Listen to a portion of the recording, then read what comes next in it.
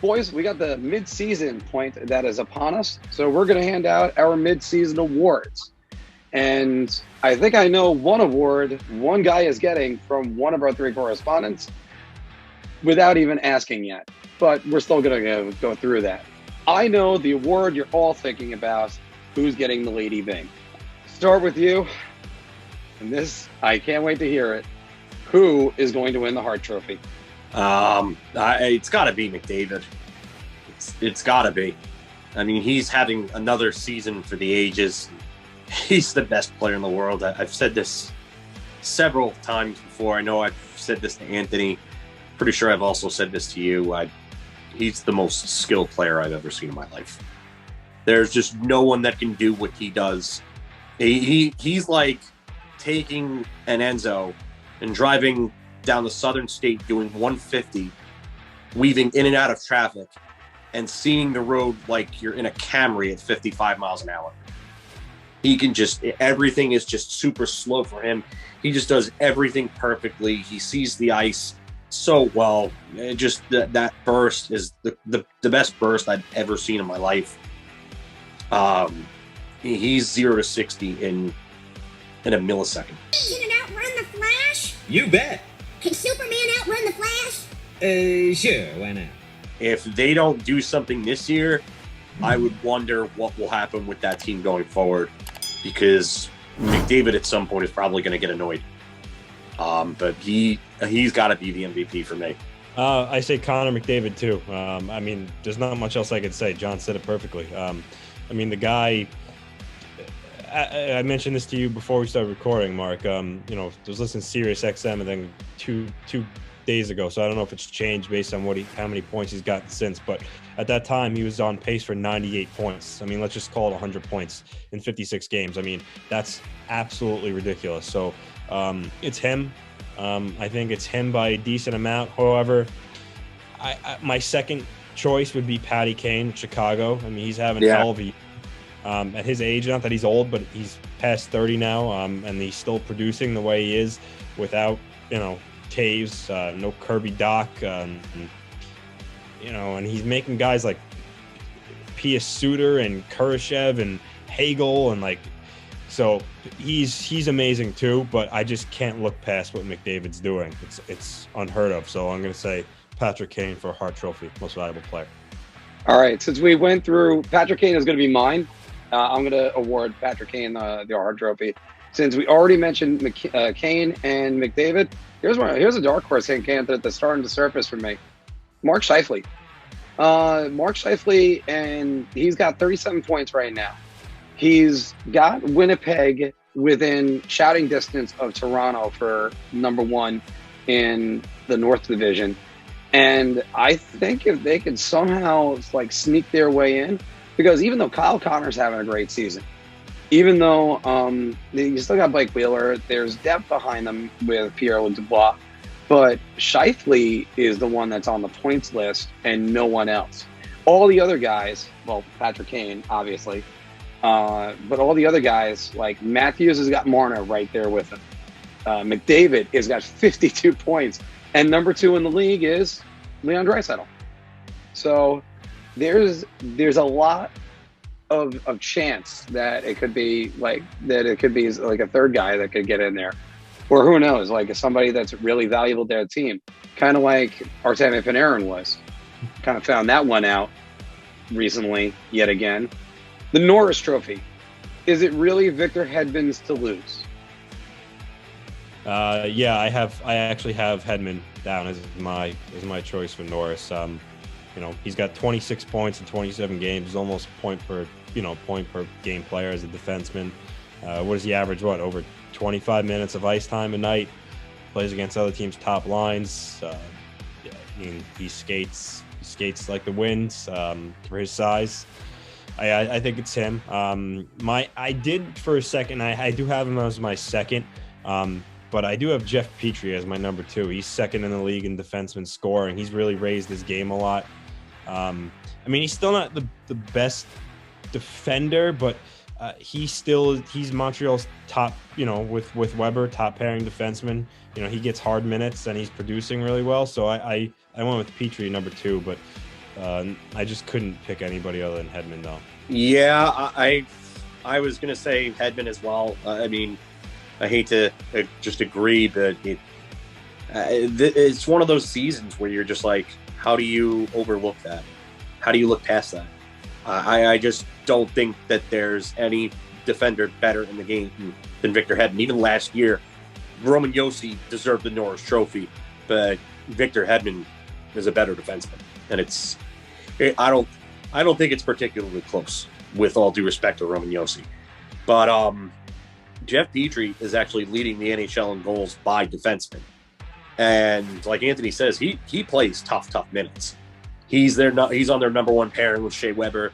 He's the shutdown guy, but he also gives you offense, which is something he's only added in the last few years or so. So it's really a case of a guy blossoming late in his career in the right situation at the right time. So I would say Hedman, but I mean, I would give Petrie a nod at number 2 as well. Just like a Carolina team playing a New York team in the playoffs the last few years, it's a sweep. And Victor Hedman, I think, is the winner, hands down. Maybe he ends up being like second at the worst, but I don't think so. Because I could try to make an argument for Petrie. I can't say the words Jeff Petrie, Norris Trophy winner. We look at the Vezina, and I'll start you off. I'll go with Andrei Vasilevskiy because he's been the Victor Hedman in net for them. The Lightning really needed him to be the Vezina Trophy winner again, and he's been just that. I mean, I thought about... Could say who? Connor Hellebuyck. Connor Hellebuyck, who has now turned up his game again. I know there's one writer that's here, or one contributor that's chomping at the bit to say another name. I'll let you do that, Anthony. I did say Vasilevskiy too, but for the sake of getting some different varying opinion, I'm going to say my boy Semyon Varlamov. He's in the top 5 in save percentage and goals against average. I believe he's 5th in both of those categories. However, those rankings are a little confusing because I based them off NHL.com, which includes Jack Campbell and Peter Mrazek as 1 and 2, but they haven't played enough games. So really, he's higher than 5.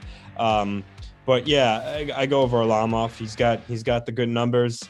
He's played the large chunk of their games, and he's behind. He's right behind Vasilevskiy in some of these stats. So.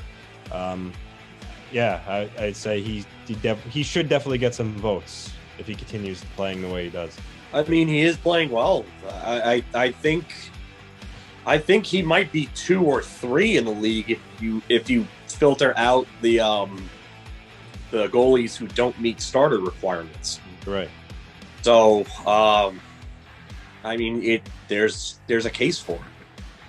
I look at Hellebuyck. I look at Vasilevskiy. I know it's easy for everybody to say, oh, well, Tampa's a stacked team. Tampa's also without an MVP and a Hart Trophy winner right now.